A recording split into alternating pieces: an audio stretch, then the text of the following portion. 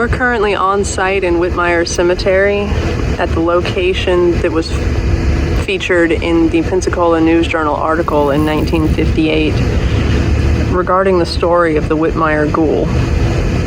In this photograph, they were seen reinterring the body of young Suzette Parker, who was 11 years old at the time of her death, and interred here at Whitmire Cemetery before being ultimately dug up and exhumed by the Whitmire Ghoul, and then found later 250 yards away from the cemetery in a shallow grave in the woods. This took place in the middle of March of 1958, and these events rocked the small community of Pensacola, Florida at the time, and it sent most people into a frenzy. Now, using clues left by other researchers and photographs in the newspaper, you will be led to another grave just a stone's throw away from young Suzette in the same cemetery, and that is the grave of a young girl named Joan Danley, who was 14 years old at the time of her death. And in February of 1958, she fell victim to the ghoul before young Suzette did. However, she was not removed from her grave after she was dug up. The thing I find curious about these graves is someone in the powers that be have had the headstones of his victims removed. And this is so nobody can find them, or I suppose disturb them. But the prominent families in this area want this story hidden and forgotten forever. They don't want it publicized, they don't want it talked about, and they want these victims erased from history. Sadly, they also removed the headstone of young Suzette's 15-year-old cousin, whom she was interred next to, because that could be used as a marker to find her grave. Now, I do believe that our young Suzette is not at rest, and she has been known to warn young women in the cemetery about the presence of a man before disappearing again. Now, we'll return here after dark in an attempt to tell the story of the Whitmire Ghoul, but as I said, the powers that be are doing whatever they can to stop me and people like me from sharing this story with the world. So I'll see you later tonight. I'd like to preface this video first by saying that this particular video was an absolute nightmare to get done. I've been working on getting this filmed for over 3 months now. Everything that can happen in a human life to prevent you from doing something like a YouTube video has happened to me. From health issues to losing childcare and everything in between has happened to stall this video. On top of that, we've had outside influences from people in the community, I suppose you would call it, who do not want this story brought to light. They don't want it given any attention, and the city would rather forget that it ever took place.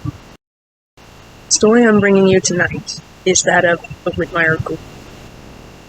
We're here currently in the Whitmire Cemetery. Behind me, what you see are graves of two prominent members of the local community in Pensacola, Florida.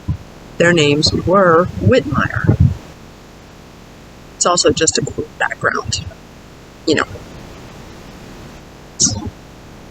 Back in the 1950s, a small town of Pensacola, Florida was plagued by stuff of legends, stuff of Hollywood. They referred to this as the Whitmire Ghoul. As I said, the city would much rather forget that it ever happened, because it's just considered that dark and that nefarious. In 1957, a string of grave desecrations took place. It spanned and tormented the community for around a year. and then happened later again in 1965 in the same cemetery of Whitmire. But that last victim was never publicized. Find out about that from locals who remember that it happened. Pardon me, allergies, oak trees, not friends.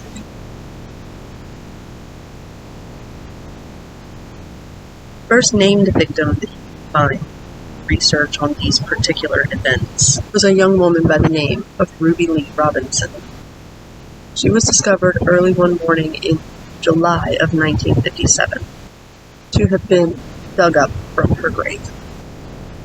Now, the confusing part about this is the fact that the grave was covered by a 1,200-pound concrete slab. And yet somehow our ghoul managed to remove that slab, leading to the speculation that he had some form of superhuman strength. No evidence was left. Nothing was ever found of who or what did this. We move forward a little bit in time to February of 1958. And once again, early one morning, had a member of the community here visiting the grave of a loved one, and she found another unearthed grave, this time of a young 14-year-old girl by the name of Joan Danley. Her grave had also been dug up from underneath a 1,200-pound concrete slab. At this point, the community has gotten word of this. At first, the sheriffs were not going to publicize this information or make it known to the public community that these terrible, nefarious crimes were taking place. But locals passing by and living in the area, citizens investigating in the cemetery, took interest, resulting in forcing the hands of the local newspaper and the sheriffs to publicize information about what was happening in their town. It threw the community into a frenzy. They were terrified. They were locking their doors. They were guarding their children. And later on, it went on to become the stuff of ghost stories that people told to scare their children into behaving. But just like with the first incident, no real evidence was found other than a set of size 13 men's shoe prints. Speculation began that the Whitmire Ghoul was a man either between the ages of 18 and 30 or over 50. And again, no one could understand how this man managed to move these slabs and dig up these graves. It had already begun that the town wanted to forget that it was happening. They hid information, didn't want it in newspapers. Speculation began then that this man was part of one of the prominent families from the community, or perhaps a relative, a politician, or a sheriff, someone they were protecting to prevent tarnishing a good family name. At the time, in the 1950s, the punishment for the desecration of a grave was simply up to a year in jail, but more than likely would result in fines or possibly probation. So nobody was protecting him to keep him from being punished. If you get what I mean. If you fast forward a little bit further in time to March of 1958, this is when the story took a much more intense turn. The young girl, aged 11, named Suzette Parker, was exhumed from her grave by our little friend, the Whitmire Ghoul. Only this time, the body was fully removed from her coffin. And the town goes into a frenzy. The sheriffs call in neighboring towns to help with the search, called in bloodhounds from the state prison, and little Miss Suzette was found 250 yards away from the cemetery, in the woods, buried in a shallow grave, still wearing the pink dress she had been buried in. She was found by a mounted police officer on a horse named Trigger. Trigger didn't want anything to do with the mound of dirt they were passing in the woods. Turned out to be the new resting place, Miss Suzette Butler. They kept mentioning in newspapers and articles that no molestation of the bodies was noticed. They never could determine why he was doing this, or how he was doing it. But just all of a sudden, after Suzette Parker was found and reinterred here at Whitmire, it stopped. Resumed again for an incident in 1965 of grave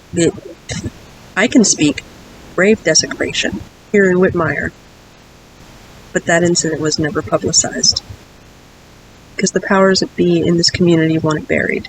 They want it hidden, and they want it forgotten. I feel that that's kind of disrespectful to the victims of the ghoul, as forgetting them, erasing them from history when they never got justice to begin with. To this day, this community does not want this story brought to light. It doesn't want anyone to know that terror was reigned through this town in the 1980s. The quiet town of Pensacola is problem. It's them.